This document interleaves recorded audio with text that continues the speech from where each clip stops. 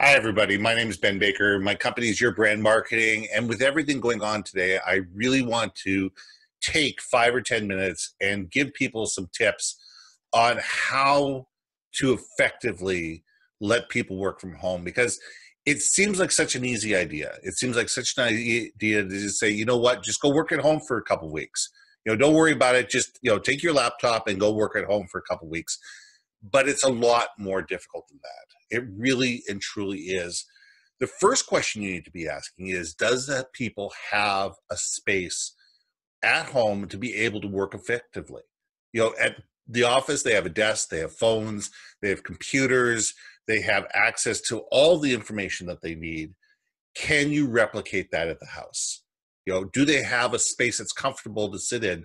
Or are they going to be sitting at their coffee table or at their breakfast table for 2 weeks on an uncomfortable chair, with poor lighting and a lot of noise, trying to be effective at as if they were at the office and failing at it? It's very important to set these people up for success, because if you don't, they're going to be inefficient, they're going to be unengaged, they're going to be frustrated, and they're not going to work efficiently. So let's get into this. The first thing you need to think about is, can people access the information at the office effectively? Can they get onto the virtual private network, the VPN, and be able to do everything at home that they could do at the office? Do you have enough security keys to be able to allow people to do that? Does the system allow for that many people to be on the system virtually instead of at the office? Because it's a completely different tax from the system. And the question is, can the network handle it? That's a key thing to do, because if all of a sudden you have 5, 10, 20, 50, 100, 1,000 people working from home and all dialing into the network, it's going to slow the network down. And the first thing you need to do is check with your network people to say, do we have the capacity to do this? Can we actually physically have the capacity to allow our people to work from home without the network being so slow that it makes the rest of the company ineffective? So you need to think of that first. Second of all, you need to find out is, do we have the right tools to allow people to work at home? Do they have a proper desk? Do they have a proper chair? Do they have lighting? Is it conducive for them to work at home? If they've got a 650 or 750 square foot apartment and it's them and their significant other, possibly kids that are all stuck at home at the same time, are they really going to be able to work? That's reality. It's that the fact that they may not be in the place all by themselves. They may have kids, they may have a spouse. Everybody may be trying to stay home at the same time because of, school breaks, their spouse being sent home from the office as well. And can everybody work in that space effectively, without stepping on top of each other, without frustrating each other, without making too much noise for each other? These are things that people need to think of. The second thing that you need to think of, do they have high-speed internet? Do they have effective high-speed internet that is going to allow them to be able to do the things that they need to do on a regular basis and not be frustrated because their internet is too slow? Those are things that you really need to be thinking about of connectivity. The next thing are phones. Do these people have lines? They don't want to be giving out their cell numbers to every customer. And the question is, can they, produce a number where they can dial it, people can dial the regular number, and then it gets call forwarded to either a cell phone at the house or to a home number, wherever. And it's something that people can pick up and realize that this is a business call, because they need to be able to differentiate between what are the, private calls that are coming in from family that they hopefully are going to be ignoring during the day, and the business calls that they need to be able to pick up and do. The next thing is the team, is making sure that the team is effective as a cohesive unit and allowing them to communicate with each other on a more frequent basis. Because in the office, they know that they're each other there. When they're by themselves, spread across the city or the state or wherever they are, they become far more isolated. And being able to check in on a more regular basis and being able to do video chats or being able to do more frequent conference calls allows people to engage with each other and not feel as isolated as they were, and also be able to check in and make sure that the work is being done and the handoffs are being done properly. These are important things, is because communication, as I'll keep going on, is probably one of the most important things that you need to deal with. The other thing you need to deal with is, can the files be transferred effectively?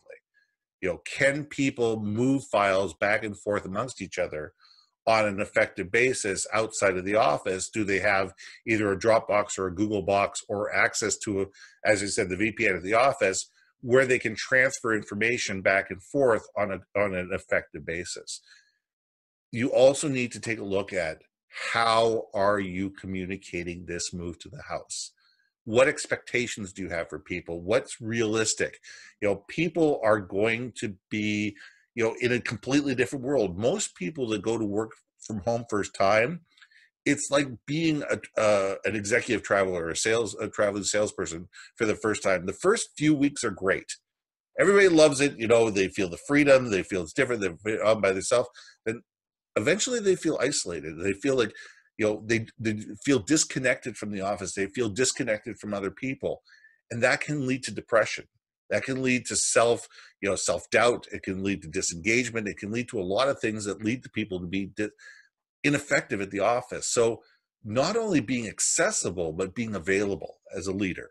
You need to be available as a leader. When people pick up the phone and phone you, or people Zoom chat you, or people use you, or try to get in touch with you over Google Hangouts, you need to be available. You need to be the person that people can get a hold of. And you need to be the person that people, can say, hey, listen, I just need to check in. I need to make sure what's going on. I just had this one thing I need to check with you, and be available. And vice versa, you need to be doing that to them. You need to make sure that they realize that they're still part of the team, that everybody else is still out there, that you're still working in a cohesive unit, that you're still working on projects together, and making sure that they're okay. Because people need to feel that they're part of a team. If they're used to working as part of a team, if they're used to coming to an office every day, if they're used to being in an environment like that, putting them in a situation where they're self-isolated can really play mind tricks on people.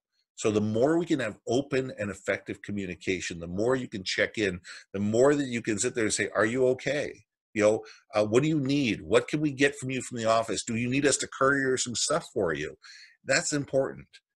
And, the thing is to make sure that everything is available to people. Now, there's lots of things that I'm missing here. This is just a very brief checklist. You need to make sure that people have the right equipment. You need to make sure they have a printer with a scanner. You need to make sure they have high-speed internet. You need to make sure they have access to the VPN. You need to make sure they have phone. You need to make sure they have a desk and lighting. But more important, you need to make sure that they can be communicated with and communicated to, and they can communicate with each other. Because the more we can communicate through this, the more that people can make sure that things are happening, projects don't get messed up, and people don't feel isolated, and things don't get left behind, and people don't get left behind. So the best thing I can say to you as a leader is, think before you bring your people home. Do you have the policies, procedures, and material in place to allow people to be successful? Think about it as going on camping. If you're going to be away from the city for 2 or 3 or 4 or 5 days or a month, do you have all the materials you need with you to be successful when there is no grocery store, there is no supermarket available to you? Do you have all the things that you need to be successful? You need to think the same way when you send people home. Thanks a lot. My name is Ben Baker. My company is Your Brand Marketing. If we can help in any way, please get in touch with me at 604-512-7174.